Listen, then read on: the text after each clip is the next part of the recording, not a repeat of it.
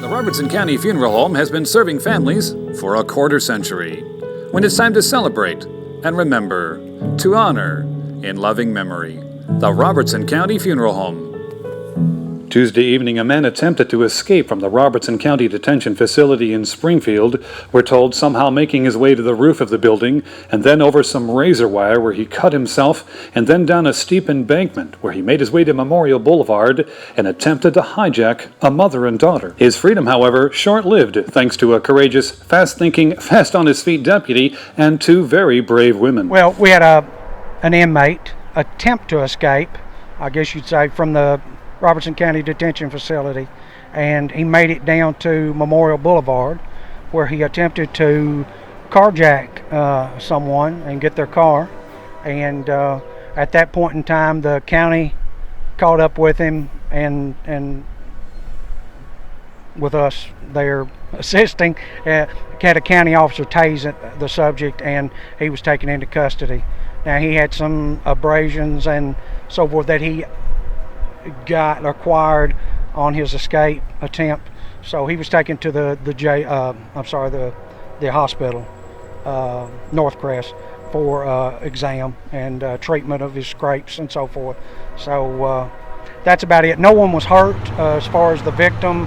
One car on an attempted hijack had a lady and her daughter, and they did a good job and took care of business. I think they scratched him some trying to defend themselves, but the county did the best job in tasing him right about that time and taking him into custody.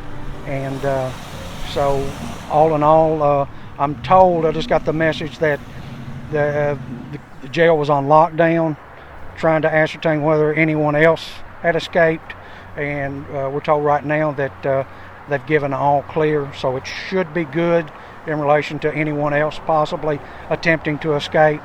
But as soon as this person was on the roof, they became aware, they being the sheriff's office, and called all of us over to surround, and we did, and he made it down the hill right here where he jumped off, and that's where he was taken into custody. He got out through the roof? Yes. And sounds told by the county. It sounds like we have two very brave ladies that were able to stall him and maybe help the officers out. Would you say with it? Very, very, very. The mother was the driver, and she had just had both shoulders. Bilateral shoulder, right? Yes. So she, the daughter came to her rescue basically, and did some hands-on stuff with the escapee, and it probably kept him there, and just a few seconds counts in anything like that. So the deputy tased him, and he went down immediately. It was a perfect tase. So he was taken into custody. Like I said, he had some scrapes, and I think mostly from the escape, and he's being treated for that at Northcrest. So it's all over, no danger to the community. Correct. All over, no danger to the community. Great work by Springfield Police and the Sheriff's Department. Good job by the Sheriff's Department especially. Very good job. So you had a little excitement? Yes, we did. Haven't ever been through it before, and hope I'm never having to go through it again, but it was interesting for today, yeah. I have a witness that says you were very brave. Oh, bless her. I just did what came naturally, I guess. Didn't think about what I was doing. So he went after your car? He did. He opened the door and started telling me to get out, and grabbed a hold of me by my arm and my leg, and I just kept a hold of the steering wheel and told him no, and then she came to my assistance, and he eventually let go. But I'm the way I look at it is it just gave the cops time to get there and surround him. What did you do? Tried to get to his eyes. She did. So how did he handle that? Well, he let go. Wow. He picked the wrong car, didn't he? He sure did. He sure did. The officer actually went back and checked and said, yeah, he's got a lot of scratches on his face. Don't come after my mom like that. What did you think when you first opened up the door? What was your first emotional thought? I was telling her to keep going, and I knew he was going to try something like that. I've seen it all over the place. Grand Theft Auto. Right. Kids know about it. Sure. So, yeah, I told her, lock the doors. And she didn't get there fast enough. I see. What? How come you just didn't hit the gas? Because I'd have hit him.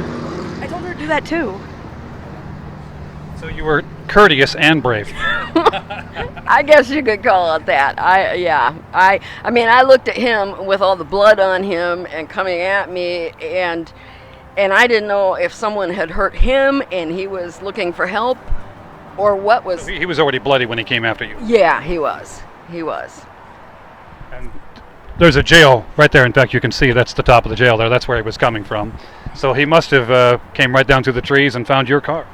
He must have. Yeah, they told me that he must have escaped through the roof somehow, and probably when he fell, he got bloodied. I didn't really see where he came out. I mean, I was watching traffic and everything else, and